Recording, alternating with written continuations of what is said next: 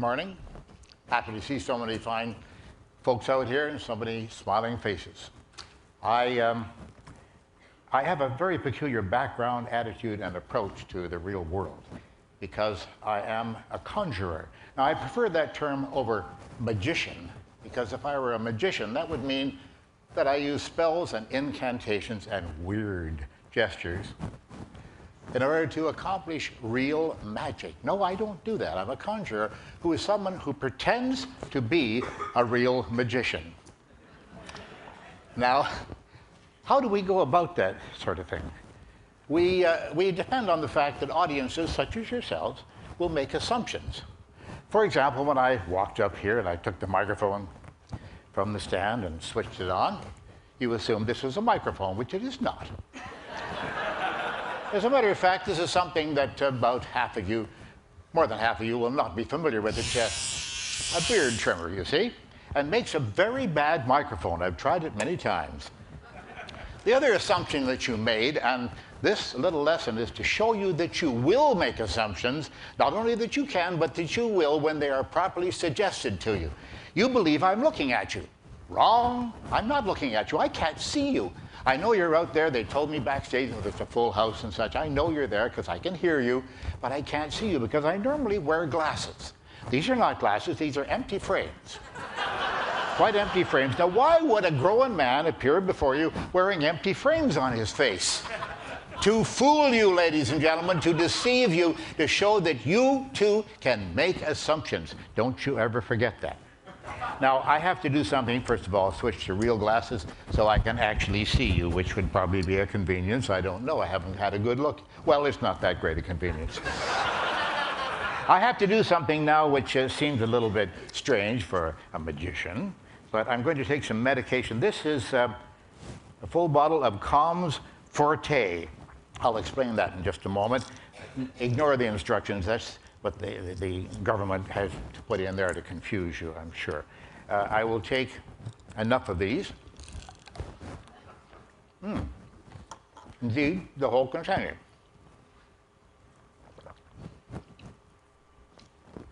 $32 capsules of Calms Forte. Now that I've done that, I'll explain it in a moment. I must tell you that I am an actor. I'm an actor who plays a specific part. I play the part of a magician, a wizard, if you will, a real wizard. If someone were to appear on this stage in front of you and actually claim to be an ancient prince of Denmark named Hamlet, you would be insulted, and rightly so. Why would a man assume that you would believe something bizarre like this? But there exists out there a very large population of people who will tell you that they have psychic, magical powers, that they can predict the future, that they can make contact with the deceased. Oh, they also say they will sell you astrology or other fortune-telling methods. Oh, they gladly sell you that, yes. And they also say that they can give you perpetual motion machines and free energy systems. They claim to be psychics or sensitives, whatever they claim. But the one thing that has made a big comeback just recently is this business of speaking with the dead. Now, to my innocent mind, dead implies incapable of communicating. You might agree with me on that. But these people, they tend to tell you that not only can they communicate with the dead, hi there, but they can hear the dead as well, and they can relay this information back to the living. I wonder if that's true. I don't think so, because this subculture of people use exactly the same gimmicks that we magicians do, exactly the same physical methods, the same psychological methods. And they effectively and profoundly deceive millions of people around the earth to their detriment. They deceive these people, cost them a lot of money, cost them a lot of emotional anguish. Billions of dollars are spent every year all over the globe on these charlatans. Now, I have two questions I would like to ask these people if I had the opportunity to do so. First question. I want to ask them to call up, because they do hear them through the ear. They listen to the spirits like this. I'm going to ask you to call up the ghost of my grandmother, because when she died, she had the family will, and she secreted it someplace. We don't know where it is. So we ask Granny, where is the will, Granny? What does Granny say? She says, I'm in heaven, and it's wonderful. I'm here with all my old friends, my deceased friends and my family, and all the puppy dogs and the kittens that I used to have when I was a little girl. And I love you, and I'll always be with you. Goodbye. And she didn't answer the damn question. Where is the will? Now, she could easily have said, oh, it's in the library on the second shelf behind the encyclopedia, but she doesn't say that. No, she doesn't. She doesn't bring any useful information to us. We paid a lot of money for that information, but we didn't get it. The second question that I'd like to ask, rather simple. Suppose I ask them to contact the spirit of my deceased father-in-law, as an example. Why do they insist on saying, remember they speak into his ear, why do they say, my name starts with J or M? Is this a hunting game, a hunting and fishing? What is it? Is it 20 questions? No, it's more like 120 questions, but it is a cruel, vicious, absolutely conscienceless, I'll be all right, keep your seats, game that these people play, and they take advantage of the innocent, the naive, the grieving, the needy people out there. Now, this is a process that is called cold reading. There's one fellow out there, Van Prague is his name, James Van Prague. He's one of the big practitioners of this sort of thing. John Edward, Sylvia Brown, and Rosemary Altea, they are other operators. There are hundreds of them all over the earth. But in this country, James Van Prague is very big. And what does he do? He likes to tell you how the deceased got deceased, the people he's talking to through his ear, you see. So what he says is very often, it's like this. He says, he tells me before he passed that he had trouble breathing. Folks, that's what dying is all about. You stop breathing and then you're dead. It's that simple. And that's the kind of information they're going to bring back to you? I don't think so. Now, these people will make guesses. They'll say things like, why am I getting electricity? He's saying to me, electricity. Was he an electrician? No. Did he ever have an electric razor? No. It was a game of hunting questions like this. This is what they go through. Now, folks often ask us at the James Randi Educational Foundation, they call me, they say, why are you so concerned about this, Mr. Randi? Isn't that just a lot of fun? No, it is not fun. It is a cruel farce. Now, it may bring a certain amount of comfort, but that comfort lasts only about 20 minutes or so, and then the people look in the mirror and they say, I just paid a lot of money for that reading, and what did she say to me? I love you. They always say that. They don't get any information. They don't get any value for what they spend. Now, Sylvia Brown is the big operator. We call her the Talons. Sylvia Brown, thank you. Sylvia Brown is the big operator in this field at this very moment. Now, Sylvia Brown, just to show you, she actually gets $700 for a 20-minute reading over the telephone. She doesn't even go there in person. And you have to wait up to 2 years because she's booked ahead that amount of time. You pay by credit card or whatever, and then she will call you sometime in the next 2 years. You can tell it's her. Hello, this is Sylvia Brown. That's her. You can tell right away. Now, Montel Williams is an intelligent man. We all know who he is on television. He's well-educated, he's smart, he knows what Sylvia Brown is doing, but he doesn't give a damn. He just doesn't care. Because the bottom line is the sponsors love it, and he will expose her to television publicity all the time. Now, what does Sylvia Brown give you for that $700? She gives you the names of your guardian angels, that's first. Now, without that, how could we possibly function? She gives you the names of previous lives, who you were in previous lives. Duh. It turns out that the women that she gives readings for were all Babylonian princesses or something like that. And the men were all Grecian warriors fighting with Agamemnon.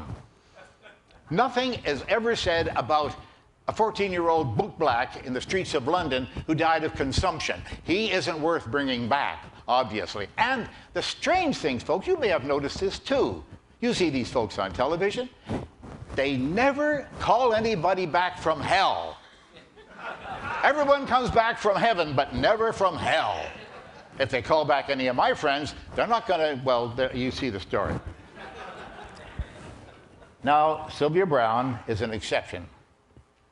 An exception in one way, because the James Randi Educational Foundation, my foundation, offers a $1 million prize in negotiable bonds, very simply, won by all you have to do is prove any paranormal, occult, or supernatural event or power of any kind under proper observing conditions. It's very easy. Win the $1 million.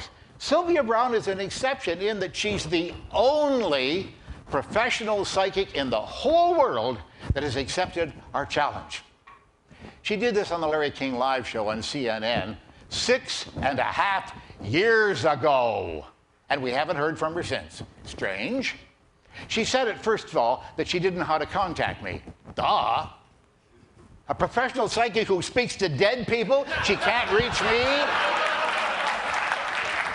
I'm alive, you may have noticed. Well, pretty well, anyway. She couldn't reach me. Now she says she doesn't want to reach me because I'm a godless person.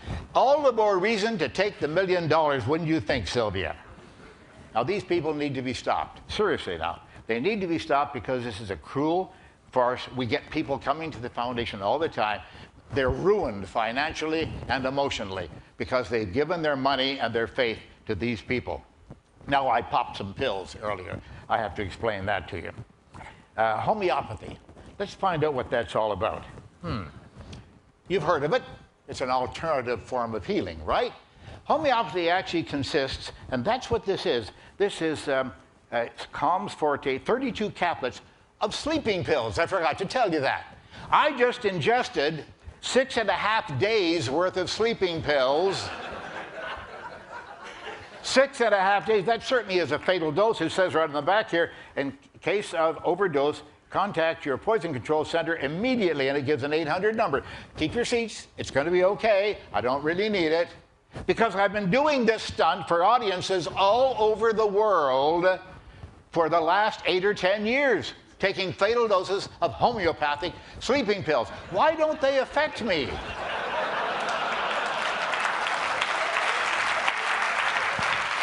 The answer may surprise you. What is homeopathy? It's taking a medicine that really works and diluting it down, well beyond Avogadro's limit, diluting it down to the point where there's none of it left.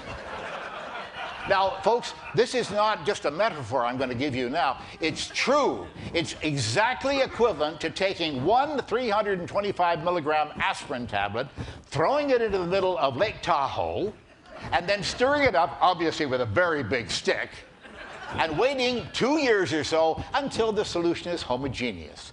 Then when you get a headache, you take a sip of this water and voila, it is gone. Now that is true. That is what homeopathy is all about. And another claim that they make, you'll love this one. The more dilute the medicine is, they say, the more powerful it is. Now, wait a minute. We heard about a guy in Florida, the poor man. He was on homeopathic medicine. He died of an overdose. He forgot to take his pill. Work on it. Work on it.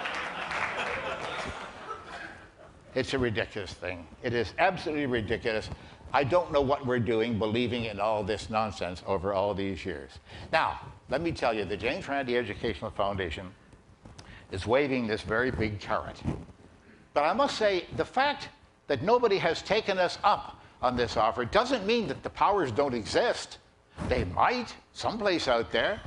Maybe these people are just independently wealthy. Well, with Sylvia Browne, I would think so. You know, $700 for a 20-minute reading over the telephone, that's more than lawyers make.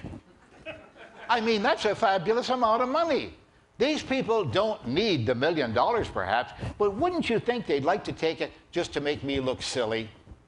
Just to get rid of this godless person out there that Sylvia Browne talks about all the time?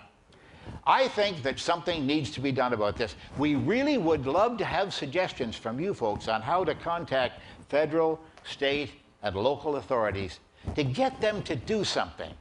If you find out, now, I understand, we've seen people even today speaking to us about AIDS epidemics and starving kids around the world and impure water supplies that people have to suffer with. Those are very important, critically important to us, and we must do something about those problems.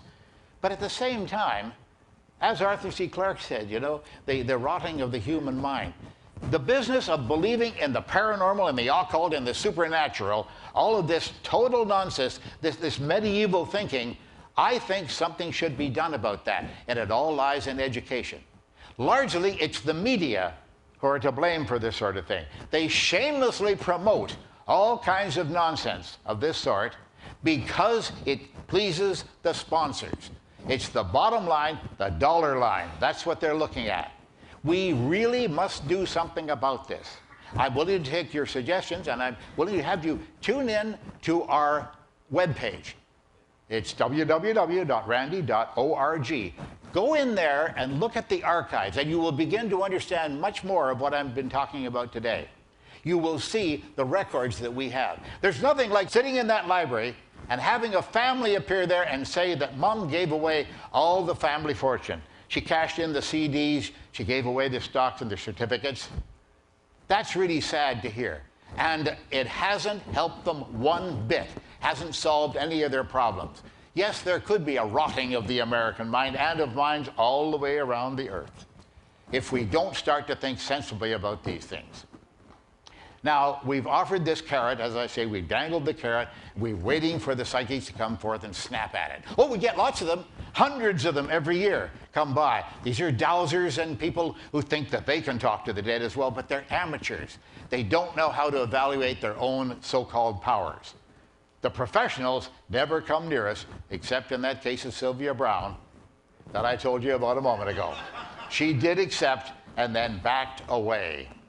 Ladies and gentlemen, I'm James Randi, and I'm waiting.